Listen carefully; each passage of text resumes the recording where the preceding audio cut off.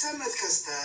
iskuulka badda ee ciidanka Itoobiya waxaa ka soo baxa ciidan dhan 500 ayaa ka soo baxo yiri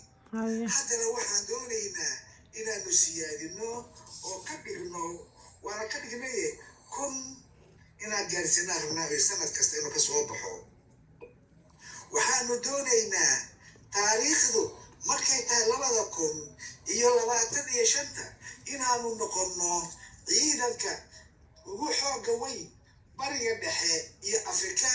ee badda inaanu yeelano صح wanaag aqligiisa qaba xagee badu ah wuxuu yiri wadamada dariska ah ee nugu dhow waxa ku hareeraysan bad aad iyo aad u dheer ee balaaran waxna ku fala caalamkii ee adduunyada kaleeto markay arkoodeen inay baraha iska tahay ayay wuxuu yiri kala kaluumaystaan oo kheyraadkooda la baxaan saldhigyada badaha ay ka samaysteen war anaga oo Itoobiya ah oo ciidan badan leh oo daris la ah maxaa naga xadibaya inaan anaguna dadka iska soo gala iska kulumaysta waa fahmaysta waan difaacno صح naga xadibiyo anaga xaq uga leh wadamada dibadda ka imanaya ee ka kulumaysanaya ee saldhigyada ka samaysanaya anaga uga xaq leh u jirnaa kaas marka intaa ka bacdi wuxuu kaloo sheegay waqti xaadir ah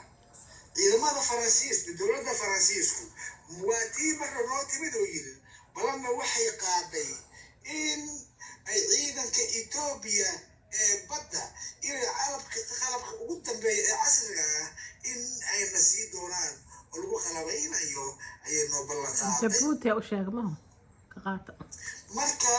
wuxuu yiri marka Faransiiska Jabuuti waxaad arki doontaan oo idina ku arki doontaan hadda sidaaba uu leeyahay badda cas iyo badda Hindiya ciidamada Itoobiya oo saldhigyo waaweyn ku leh ayaad arki doontaan ayuu yiri sidaas ayaa waxaan u bishaareemayaa shacabka Itoobiya ayuu yiri wakaas Soomaaliyeed waa runtii dadka tabaylaha waa Soomaaliya badda in aan